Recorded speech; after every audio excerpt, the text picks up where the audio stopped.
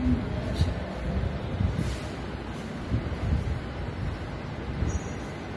Morning class.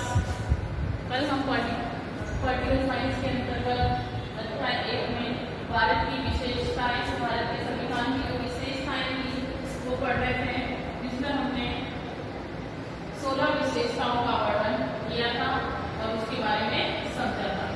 आज जो है, आज बाकी की 4 विशेषताओं के बारे में बताया गया है, जिसमें पहली है आपातकालीन उपबंध, 18वीं है एकल नागरिकता, 19वीं है लोक कल्याणकारी राज्य की स्थापना और 20 है अल्पसंख्यक एवं पिछड़े वर्गों के कल्याण की विशेष व्यवस्था।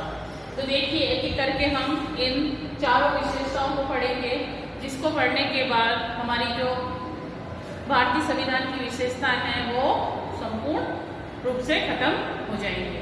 तो देखिए, आपातकालीन उपबंध के अंतर्गत क्या बात कही गई है।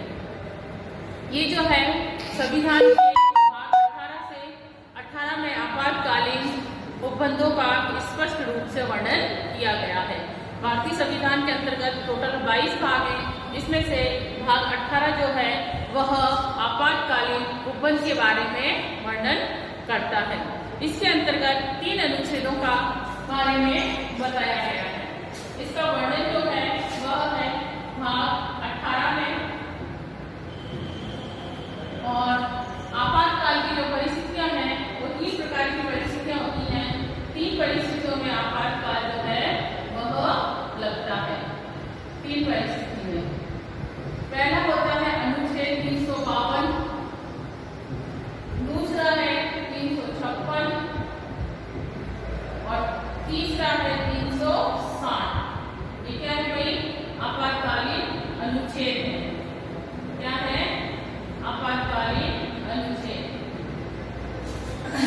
ये 3 अनुच्छेदों का वर्णन आपातकालीन स्थिति के अंतर्गत किया जाता है, जिसके अंतर्गत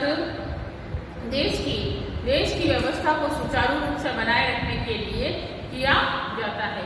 जो 352 अनुच्छेद है उसके अनुसार बाहरी आक्रमण या फिर सशस्त्र विद्रोह या युद्ध की स्थिति होती है तब इसको लगाया जाता है। 352 जो है वो देश के अंतर्गत, किसके अंतर्गत? देश या राष्ट्र में। राष्ट्र में क्या है? युद्ध की स्थिति है, सशस्त्र विद्रोह है, सशस्त्र विद्रोह, युद्ध की स्थिति है ना।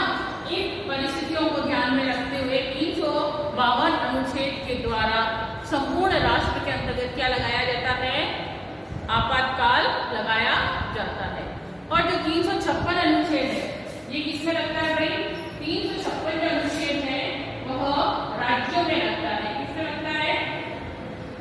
राज्यों में लगाया जाता है, जिसके अंतर्गत राज्यों में अगर संवैधानिक तंत्र जो है वह विफल हो जाए, संवैधानिक विफलता की स्थिति के अंतर्गत ये राज्यों के अंतर्गत 356 अनुच्छेद लगाया जाता है, जिसके द्वारा आपातकाल घोषित किया जाता है।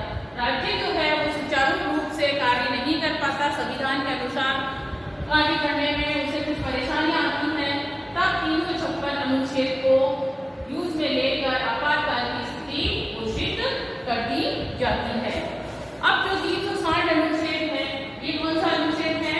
ये वित्त संबंधी अनुच्छेद है। किससे? वित्त संबंधी।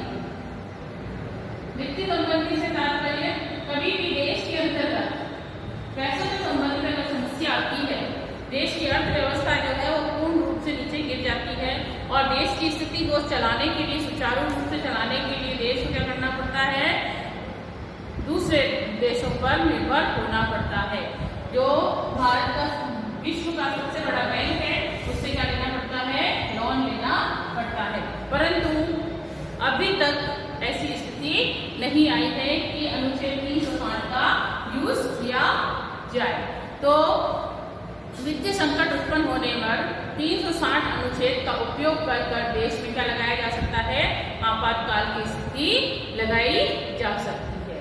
इसमें राष्ट्रपति के अधीन संचालित होता है। जो भी देश का शासन है, संपूर्ण देश का शासन किसके हाथ में लगा रहता है? राष्ट्रपति के।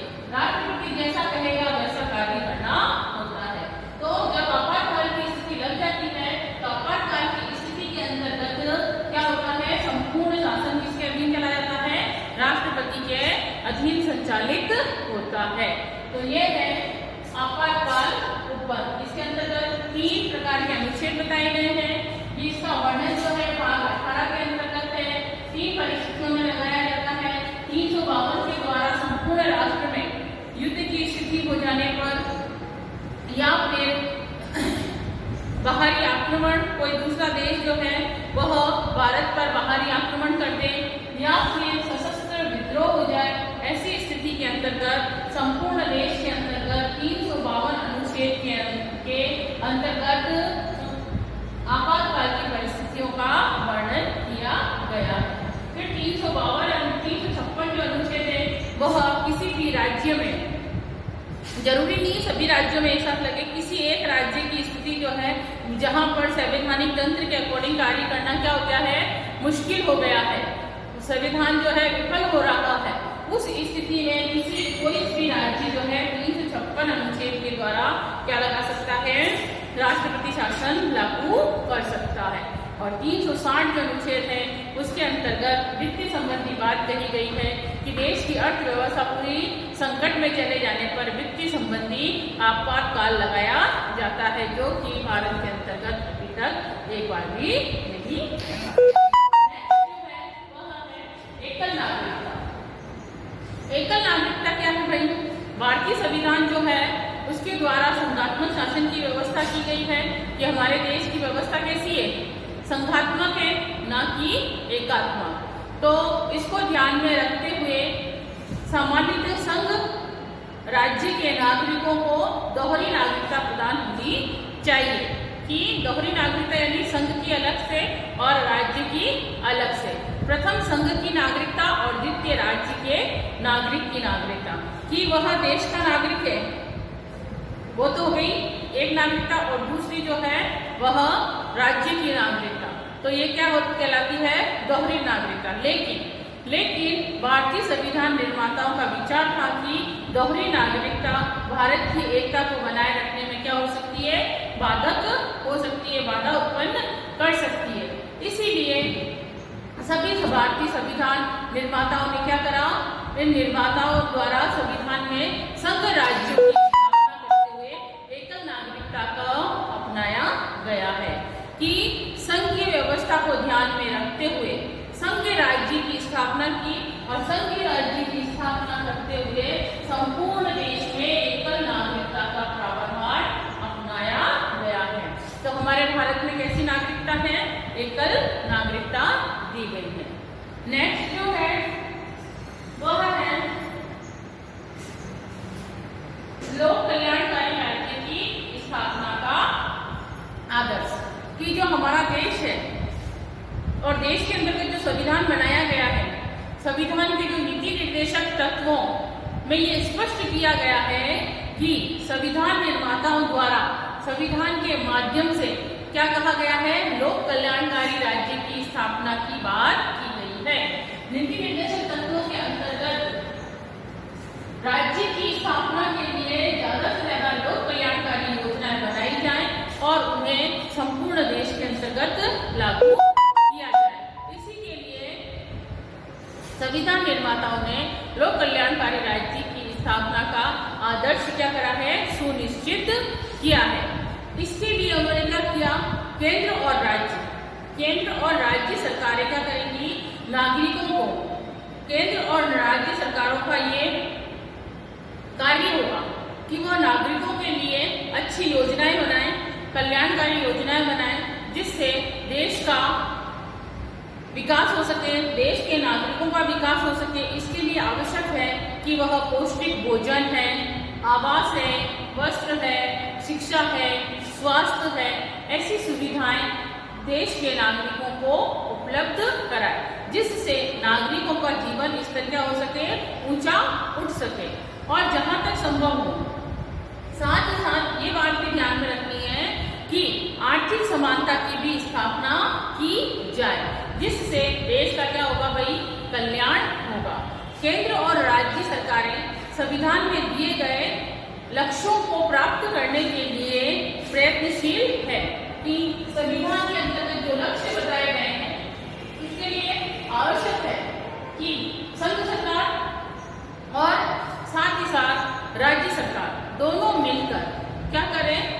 लक्ष्य निर्धारित किए गए हैं उन लक्ष्यों को प्राप्त करने का प्रयास करें, जिसके लिए नियोजन की पद्धति को अपनाया गया है। क्योंकि किसी भी कार्य को करने के लिए नियोजन सबसे पहले आवश्यक है। नियोजन यानी कि किसी कार्य को करने के लिए क्या बनाना, योजना बनाना, योजनाबद्ध तरीके से कार्य। तो इसके अंतर्गत लोक कल्याणकारी राज्य के अंतर्गत यही बात कही गई है कि संपूर्ण देश के नागरिकों के जीवन स्तर को ऊंचा उठाने के लिए आवश्यक है कि राज्य सरकार और केंद्र सरकार मिलकर देश के कल्याण के लिए लोक कल्याणकारी योजनाएं बनाएं। उसके अंतर्गत कुछ भी आ सकता है, जैसे अभी मैंने आपको बताया पौष्टिक भोजन की आवश्यकता होती है, तो पौष्टिक भोजन मुहैया कराएं। साथ ही साथ रहने के लिए आवास सुविधाएं प्रदान कराएं, वस्त्र, शिक्षा और स्वास्थ्य संबंधी सेवाएं, ये सभी सेवाएं किसको मुहैया करानी है, केंद्र सरकार या फिर जिस राज्य के अंतर्गत कार्य चल रहा है, जिस राज्य को अपना जीवन, नागरिकों का जीवन स्तर ऊंचा उठाना है, उनके लिए आवश्यक है कि इस प्रकार की योजनाएं बनाकर अपने राज्य के समस्त नागरिकों को एक अच्छा जीवन यापन प्रदान करें। और ये लोक कल्याणकारी योजनाएं बनाने के बाद सभी को इनका क्या मिले भाई, फायदा मिले। गरीब से गरीब तबके को इन सभी योजनाओं से लाभ मिले, इसलिए ये योजनाएं बनाई जाए। इसीलिए कहा गया है लोक कल्याणकारी राज्य की स्थापना का आदर्श, कि जो हमारा संविधान है उसके अंतर्गत इस आदर्श को अपनाया गया है। नेक्स्ट एंड लास्ट है अल्पसंख्यक एवं पिछड़े वर्गों के कल्याण की विशेष व्यवस्था। जब संविधान बनाया गया, संविधान का निर्माण किया गया, तो संविधान निर्माताओं के लिए यह भी आवश्यक हो गया कि जो अल्पसंख्यक लोग हैं, जो संख्या में कम है, जो समुदाय संख्या में कम है, उनके लिए भी क्या बनाया जाए, और साथ ही साथ जो पिछड़े वर्ग के लोग हैं उनके लिए भी कल्याणकारी योजनाएं बनाई जाए। तो उनको किस प्रकार से व्यवस्थाएं दी जाएं, देखिए इसके अंतर्गत कि भारतीय संविधान में अल्पसंख्यकों के धार्मिक, भाषाई और सांस्कृतिक हितों की रक्षा के लिए विशेष व्यवस्था की गई। उनके लिए धर्म के आधार पर, भाषा के आधार पर और सांस्कृतिक हितों के आधार पर क्या किया गया, विशेष व्यवस्था की गई। इसके अतिरिक्त साथ ही साथ देश के अंतर्गत जितने भी तबके, वर्ग जो हैं वो किसके हैं, SC, ST, OBC।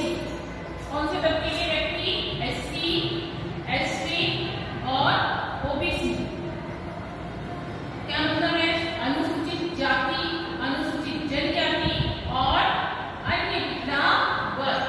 इन वर्गों के लिए भी अलग से क्या बनाई गई भाई, अलग से इससे व्यवस्थाएं की गई।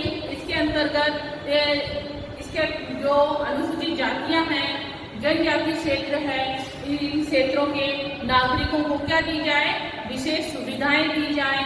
संसद विधानसभाओं में संविधान के अनुच्छेद 330 और 332 के तहत अनुसूचित जातियों और जनजातियों को लोकसभा व विधानसभा में क्या दिया जाए भाई, आरक्षण प्रदान किया जाए, कि उनके लिए पहले से ही कुछ सीट जो है वह रिजर्व कर दी गई है अनुसूचित जाति और जनजाति के लोगों के लिए। प्रारंभ में ये व्यवस्था जो की गई थी वह 25 जनवरी 1960 तक के लिए की गई थी, कि 25 जनवरी 1960 तक जो लोकसभा के अंतर्गत और विधानसभा के अंतर्गत जो SC ST की वर्ग के लोगों के लिए सीटें जो आरक्षित थी वह 1960 तक के लिए ही की थी।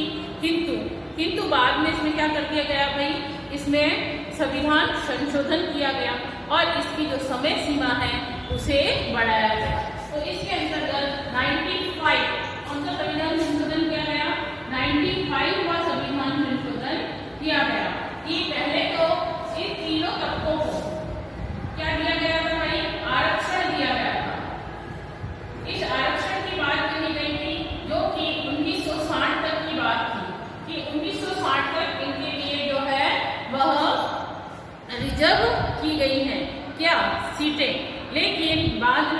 95 का संविधान संशोधन हुआ, जिसके तहत यह व्यवस्था कब तक के लिए बढ़ा दी गई। पहले ये 2010 के अंतर्गत के आधार 2010 को आधार मानकर आरक्षण की व्यवस्था जो है वह 25 जनवरी 2020 तक के लिए बढ़ा दी गई थी। ये जो संविधान संशोधन हुआ था वो 2010 में हुआ और इसके अंतर्गत 2020 तक 2020 कब 25 जनवरी 2020 तक इनकी संख्या क्या कर दी गई है, तो इनकी जो सीटें हैं वो आरक्षण की जो सीटें हैं उन्हें बढ़ा दिया गया है। कब तक के लिए, 25 जनवरी 2020 तक इसको बढ़ा दिया गया है कि जो अनुसूचित जाति और अनुसूचित जनजातियों के लिए कुछ सीटें जो हैं रिजर्व की गई हैं संविधान निर्माताओं के द्वारा, तो उन सीटों को बनाए रखने के लिए 2010 में संविधान संशोधन हुआ, जो 95 का संविधान संशोधन कहलाया। इसके अंतर्गत अनुच्छेद 335 में 335 के अंतर्गत बात कही गई कि एससी और एसटी के लिए सरकारी सेवाओं में भी क्या दिया जाए भाई, आरक्षण के लिए जो समय सीमा है वो निर्धारित नहीं की गई। उस समय इसके अंतर्गत सरकारी सेवाओं के लिए आरक्षण की समय सीमा निर्धारित नहीं की गई थी। इस तरह अन्य पिछड़ा वर्ग के लिए केंद्र सरकार की सेवाएं जो थी, सेवाओं में सितंबर 1993 में 27% आरक्षण लागू किए जाने की बात कही गई थी। तो इस प्रकार से संविधान के अंतर्गत समय समय पर क्या हुआ भाई, संविधान संशोधन भी हुआ और संशोधन करके जो पिछड़े वर्ग के कल्याण की बातें कही गई थी। तो ये था हमारा टोटल जो 20 विशेषताएं थी वो हमने एक विशेषताओं को बड़े ही ध्यान से और आराम से हमने पढ़ा है। अगर इसके अंतर्गत आपको किसी भी प्रकार का कंफ्यूजन है तो आप पूछ सकते हैं। ये विशेषताएं आपको सारी की सारी तो नहीं कह सकते, लेकिन 15 एक विशेषताएं आपको नोटबुक के अंदर नोट डाउन करनी है। ये थी हमारी विशेषता। अब देखिए इसके अंतर्गत प्रस्तावना के अंतर्गत क्या कहा गया है। तो देखिए प्रत्येक संविधान के प्रारंभ में एक प्रस्तावना होती। किसी भी देश का अगर हम संविधान देखें तो सभी देश के संविधान की क्या बनी हुई है भाई, सबसे पहले प्रस्तावना बनाई गई है, जिसके द्वारा संविधान के मूल उद्देश्यों को स्पष्ट किया गया है कि संविधान के अंतर्गत क्या बात कही गई है, कौन से उद्देश्य हैं जिसको ध्यान में रखकर प्रस्तावना का निर्माण किया गया है, जिससे क्या हो गई, संविधान की क्रियान्वयन व उसका पालन जो है वो संविधान की मूल भावनाओं के अनुसार किया जाए। कि प्रस्तावना इसलिए बनाई गई है कि जो संविधान का मूल उद्देश्य है उसे स्पष्ट किया जाए तथा संविधान को किस प्रकार से क्रियान्वित करना है, लागू करना है और उसका पालन करने के पीछे क्या मूल भावना है वह इसके अंदर वर्णित किया गया है। संविधान के गौरव को, पूर्ण मूल्यों को संविधान की प्रस्तावना में रखा गया है। तो इसकी प्रस्तावना ये बात कहती है। और संविधान की जो प्रस्तावना है वो क्या है, सुनिए। ये आपकी हर किताब के पीछे भी प्रस्तावना लिखी भी है। लास्ट कवर पेज जो होता है उसके ऊपर भारत का जो संविधान है उसकी मूल प्रस्तावना के बारे में वर्णन किया हुआ है, लिखा हुआ है। तो देखिए, हम भारत के लोग भारत को एक संपूर्ण प्रभुत्व संपन्न लोकतंत्रात्मक गणराज्य बनाने के लिए तथा उसके समस्त नागरिकों को सामाजिक, आर्थिक, राजनीतिक, न्यायिक, विचार, अभिव्यक्त, विश्वास, धर्म और उपासना की स्वतंत्रता, प्रतिष्ठा और अवसर की समता प्रदान कराने के लिए तथा उन सब में व्यक्ति की गरिमा और राष्ट्र की एकता सुनिश्चित कराने वाली बंधुता बढ़ाने के लिए दृढ़ संकल्प होकर अपनी संविधान सभा की आज तारीख 26 नवंबर 1949 ईस्वी मिति मार्गशीर्ष शुक्ल सप्तमी संवत 2006 विक्रमी को एतद द्वारा इस संविधान को अंगीकृत, अधिनियमित व आत्म अर्पित करते हैं। ये पूरा क्या है भाई? ये पूरा एक संविधान की मूल प्रस्तावना है। इसमें कहीं भी रुकना नहीं है, आपको कहीं भी खड़ी पाई नहीं है, एक साथ है ये। हाँ, इसके अंदर बीच बीच में कॉमा का जरूर यूज किया गया है। तो ये संविधान जो है वह कब बना? 26 नवंबर 1949 को संविधान की प्रस्तावना जो है मार्गशीर्ष शुक्ल सप्तमी को अंगीकृत किया गया, इसे अपनाया गया और 1949 में बन गया था। लेकिन इसके अंतर्गत संविधान के अंतर्गत 42वां संविधान संशोधन किया गया, जो कि 1976 में किया गया। 42वां संविधान संशोधन है प्रस्तावना में। 42वां संविधान संशोधन कब किया गया भाई? ये किया गया 1976 में। इसमें 1976 में 42वां संविधान संशोधन किया गया कि धारा 2 के द्वारा 3177 के अनुसार प्रस्तावना में निम्न संशोधन किए गए। कब किए गए भाई? इसके अंतर्गत जो संशोधन है 3177 यानी 3 जनवरी 1977 के अंतर्गत जो संशोधन किए गए वो संशोधन क्या थे? 42वां संविधान संशोधन 1976 में हुआ और इसके अनुसार धारा 2 के द्वारा इसमें 3 जनवरी 1977 में निम्न संशोधन हुए। वो निम्न संशोधन क्या थे भाई? देखिए, ध्यान से सुनिए। उसके अंतर्गत संविधान संशोधन थे कि पहला था प्रभुत्व संपन्न लोकतंत्रात्मक गणराज्य के स्थान पर, किसके स्थान पर? प्रभुत्व संपन्न लोकतंत्रात्मक गणराज्य के स्थान पर संपूर्ण प्रभुत्व संपन्न, उसके स्थान पर क्या लिया गया भाई? प्रभुत्व संपन्न लोकतंत्रात्मक गणराज्य के स्थान पर लिया गया संपूर्ण प्रभुत्व संपन्न समाजवादी पंथनिरपेक्ष लोकतंत्रात्मक गणराज्य प्रतिस्थापित किया जा गया है। इसके अंतर्गत पहले जो शब्द था वह था प्रभुत्व संपन्न लोकतंत्रात्मक गणराज्य। क्या था भाई? लिखते हैं, देखिए, ये बता देते हैं। पहले इसके अंतर्गत क्या था भाई? पहले इसके अंतर्गत था प्रभुत्व संपन्न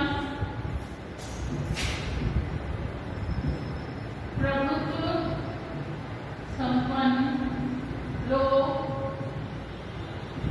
गणतंत्रात्मक। जब इसके अंतर्गत क्या संशोधन नहीं हुआ था, जब इसके अंतर्गत संशोधन नहीं हुआ था तो इसके अंतर्गत कहा गया था, जब क्या बात कही गई थी? प्रभुत्व संपन्न लोकतंत्रात्मक गणराज्य, लोकतंत्रात्मक किसकी बात कही थी? गणराज्य की बात कही गई थी। और बाद में जब इसके अंतर्गत संशोधन हो गया, जब इसमें संशोधन हुआ तो इसमें संशोधन करते हुए किस बात को ध्यान में रखा गया? इसमें ध्यान में रखा गया संपूर्ण प्रभुत्व संपन्न, क्या? संपूर्ण प्रभुत्व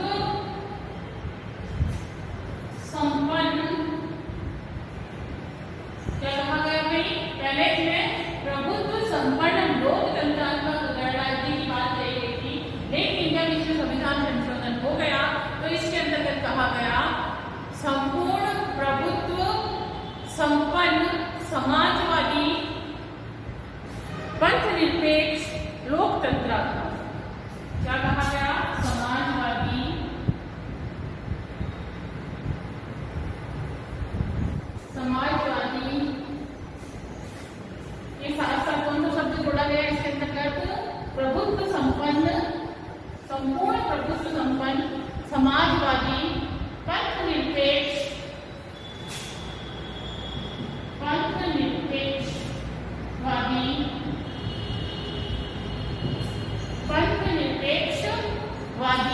लोकतंत्रात्मक गणराज्य, लोकतंत्रात्मक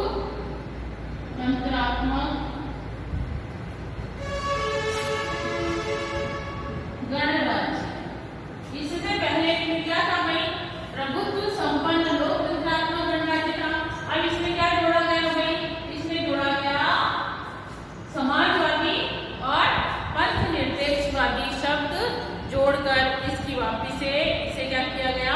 प्रतिस्थापित किया गया। साथ ही साथ इसके अंतर्गत जो दूसरी जो इसमें दूसरा जो संशोधन हुआ है वह हुआ है राष्ट्र की एकता के स्थान पर राष्ट्र की एकता और अखंडता को प्रतिस्थापित किया गया है। किसको स्थापित किया गया है? देखो, पहले तो था राष्ट्र की एकता, इसके स्थान पर क्या लिया गया भाई? राष्ट्र की एकता व अखंडता। क्या शब्द जोड़ा गया इसमें? अखंडता शब्द जोड़ा गया। राष्ट्र की एकता व अखंडता शब्द को प्रतिस्थापित किया गया। पहले इसके अंदर क्या था? राष्ट्र की एकता की, सिर्फ और सिर्फ राष्ट्र की एकता की बात कही गई थी। लेकिन जब इसमें संविधान संशोधन हुआ 1976 में, तो इसमें एक शब्द और जोड़ा गया, एकता के साथ साथ अखंडता शब्द को भी जोड़ा गया। तो इसके अंदर क्या क्या परिवर्तन हुआ? इसमें हुआ समाजवादी शब्द का परिवर्तन, पंथनिरपेक्षवादी शब्द का परिवर्तन और अखंडता का परिवर्तन। इन तीन चीजों का इसके अंतर्गत क्या किया गया भाई? परिवर्तन किया गया। और संविधान की जो प्रस्तावना है, मूल प्रस्तावना में ये तीन शब्द जोड़े गए। इस संशोधन के बाद जब ये संशोधन हो गया, तो अब हम इस प्रस्तावना को किस तरह से पढ़ेंगे? पहले जो हमने ऊपर पढ़ी थी वो प्रस्तावना थी, और अब संशोधन के बाद जो है वह प्रस्तावना का जो रूप है वो परिवर्तित होकर क्या कहलाएगा? कि हम भारत के लोग,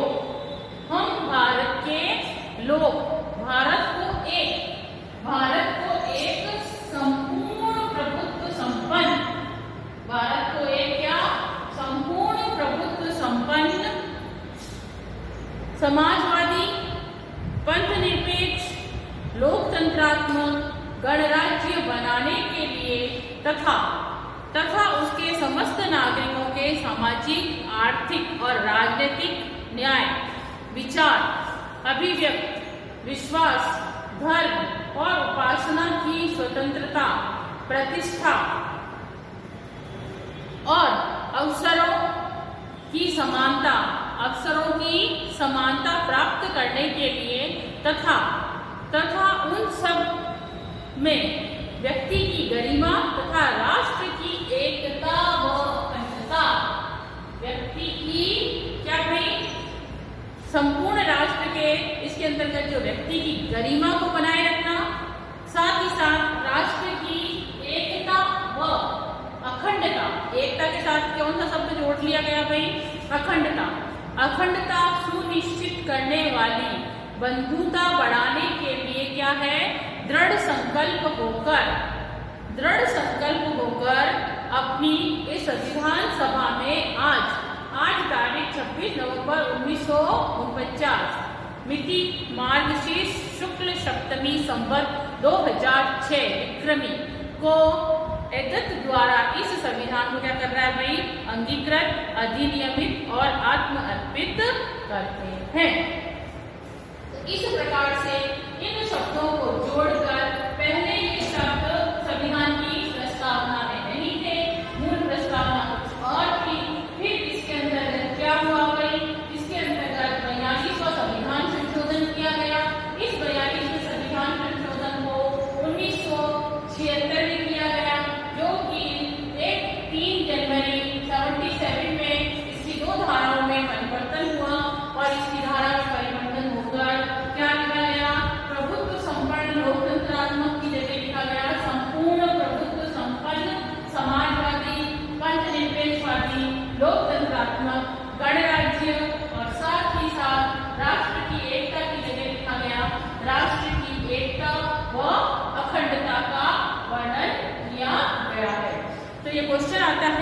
की प्रस्तावना में संशोधन करके किन शब्दों को जोड़ा गया है।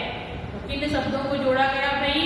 एक तो जोड़ा गया संपूर्ण, प्रभुत्व संपन्न, समाजवादी, पंथनिरपेक्ष, और साथ ही साथ इसमें जोड़ा गया अखंडता शब्द को इसमें जोड़ा गया है। आप लोगों को यहाँ तक का चैप्टर आराम से समझ में आया होगा। अब जो है आगे जो है इस लेसन की प्रस्तावना की विस्तृत विवेचना जो है वो हम कल करेंगे। तो यहाँ पर ये लेसन समाप्त होता है। आशा करती हूँ आप लोगों को ये आज का जो चैप्टर है वो आसानी से समझ में आया होगा। अगर नहीं समझ में आया है तो आप फ़ोन करके इस लेसन के बारे में अगर आपको कुछ भी पूछना है तो पूछ सकते हैं। साथ ही साथ आपको सभी लेसन के पीछे दिए गए अभ्यास प्रश्न हैं, मैं आपको साथ के साथ करा रही हूँ। आपको अपनी कॉपी में करने हैं और स्कूल जब भी खुलेंगे तब आपकी कॉपी चेक की जाएगी। तो आप लोग समय पर अपना कार्य पूरा करेंगे।